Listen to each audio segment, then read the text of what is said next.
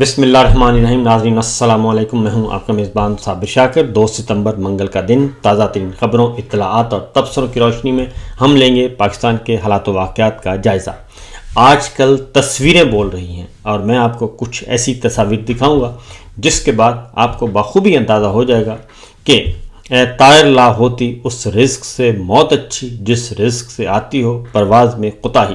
اس وقت army chief general Asim Munir صاحب field marshal, وہ کوئی بھی ایسا دروازہ کھٹکھٹانے سے ہچکچا نہیں رہے جہاں انہیں ہلکی سی بھی امید ہے کہ ان کا کام ہو جائے گا، یعنی ایکسٹینشن پکی ہو جائے۔ ابھی تک ان کے دھڑکا لگا ہوا ہے ان کو کہ ہونی ہے نہیں ہونی، کیسے ہونی ہے، خدا نہ خواستہ کوئی پھنس نہ جائے معاملہ۔ گو کہ ان کو یقین دہانیاں کروا دی گئی ہیں، لیکن پھر بھی وہ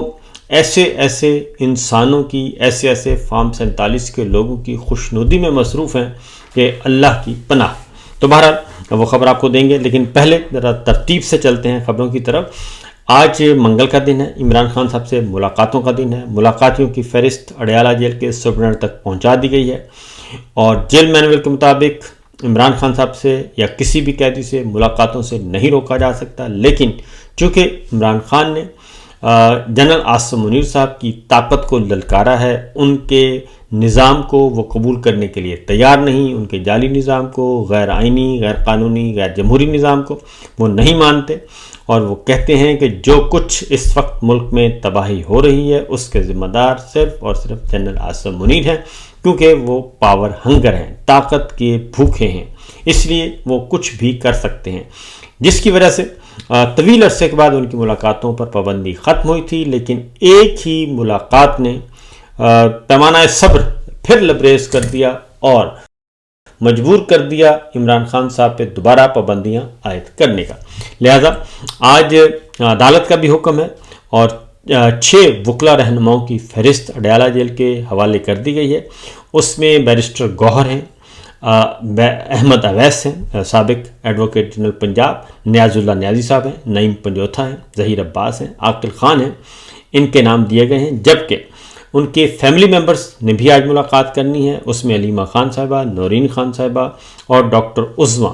یہ بھی آج اڈیالہ جیل پہنچیں گی۔ پھر بشرا بی بی کی فیملی جو ہے وہ بھی اڈیالہ جیل پہنچے گی اور وہ بھی ملاقات کرنے کی کوشش کرے گی، لیکن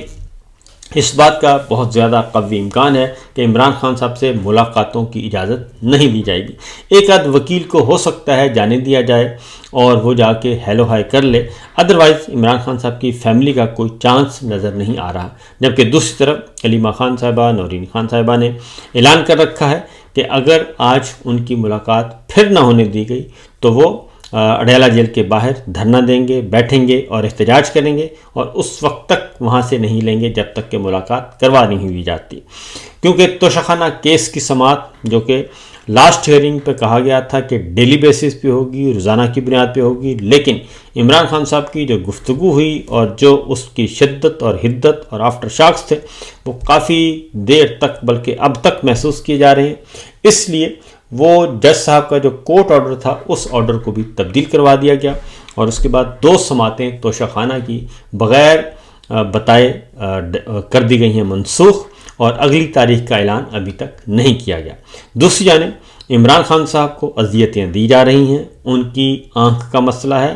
اور آنکھ پہ پریشر تھا، دوسری جانب ان کے کان میں تکلیف ہے اور کان میں درد ہے، اور یہ دونوں معاملات جو ہیں وہ جیل حکام کے بھی نوٹس میں ہیں۔ انسداد دہشت گردی کی خصوصی عدالت کے سامنے بھی درخواست گئی ہوئی ہے، لیکن عمران خان صاحب کی درخواستوں کو پذیرائی نہیں مل رہی، یہاں تک کہ طبی سہولیات بھی ان کو مہیا نہیں کی جا رہی، اور اس کی وجہ صرف اور صرف جنرل صاحب کا معاملہ ہے اور جنرل صاحب کے ذاتی معاملات ہیں، ذاتی وہ انتقام کی طرف جا رہے ہیں۔ تو دیکھتے ہیں کہ آج کیا رد عمل آتا ہے۔ دوسری جانب عمران خان صاحب کی بہنوں نے یہ اعلان کیا ہے، نورین خان صاحبہ نے،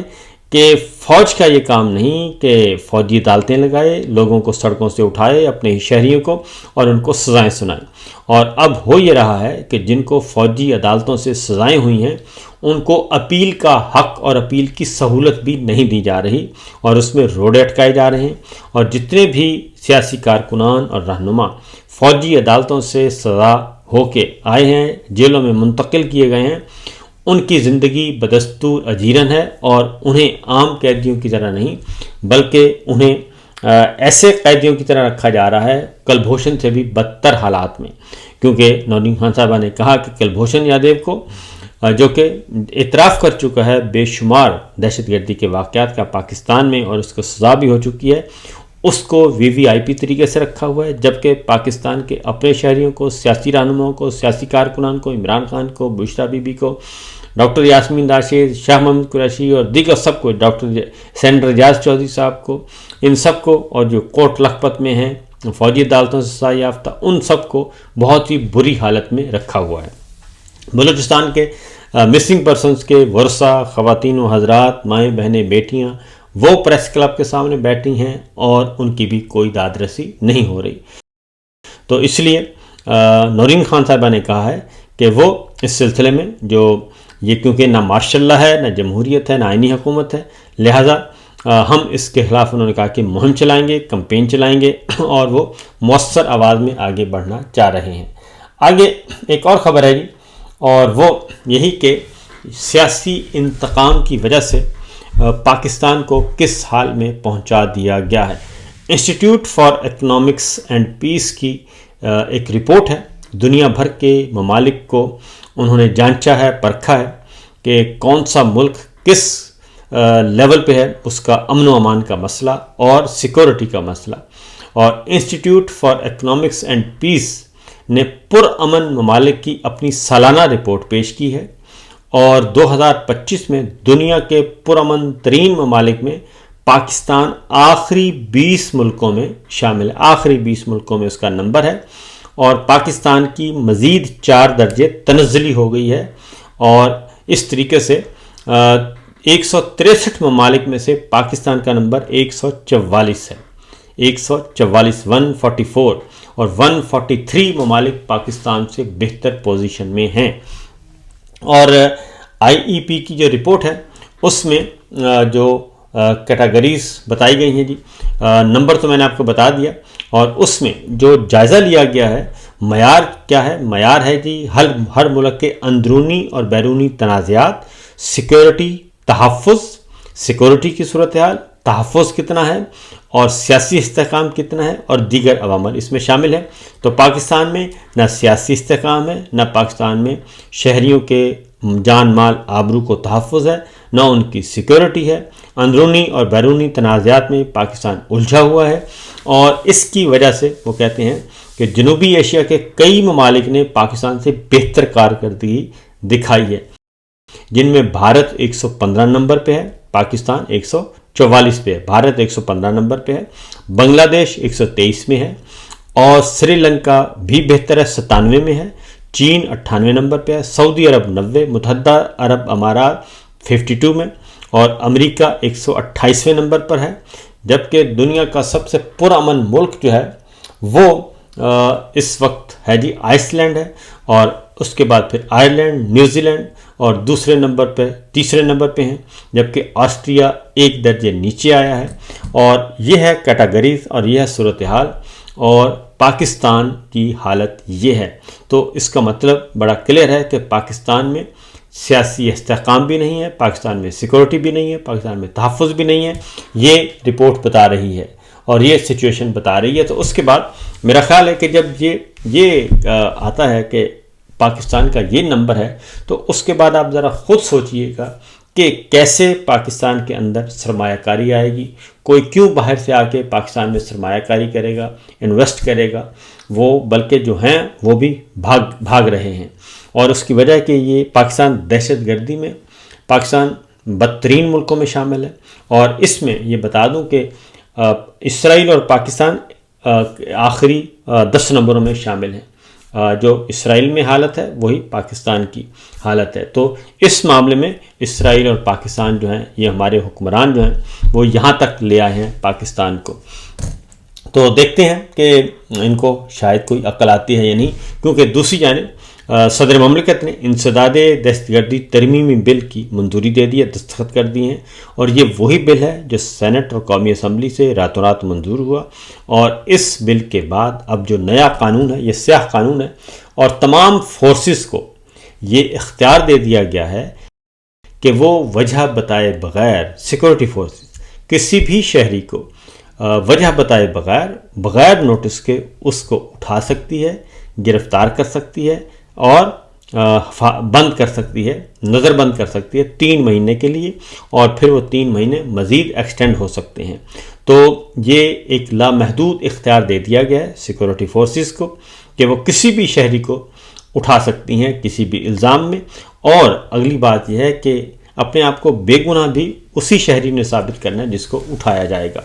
تو یہ ایک اگین ایک الارمنگ سچویشن ہے، اور ایسے کالے قوانین جس کے بعد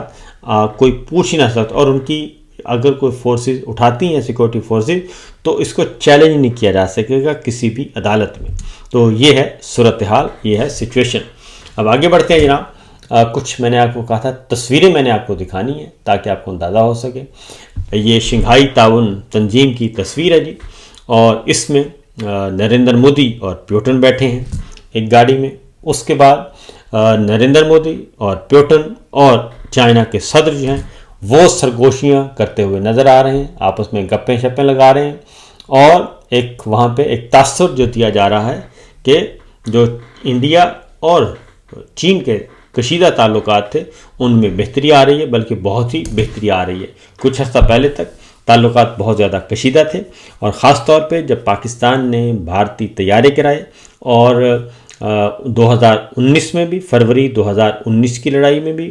اور ابھی جو مئی 2025 میں لڑائی ہوئی اس میں چائنا نے پاکستان کا بھرپور ساتھ دیا تھا، اور دونوں دفعہ پاکستان کی فضائیہ نے بھرپور شاندار کارکردگی کا مظاہرہ کیا۔ 2 طیارے 2019 میں گرائے اور 5 طیارے اب گروائے جنگی جہاز۔ تو اس کے بعد چائنا اور انڈیا کے ساتھ کافی کشیدہ تعلقات تھے، لیکن جب سے ہمارے آرمی چیف صدر ٹرمپ سے مل کر آئے ہیں اور معاملات اس طرف ان کا جھکاؤ زیادہ ہے، تو اس کے بعد پھر چائنا جو ہے وہ فوری طور پہ، چائنا اور رشیا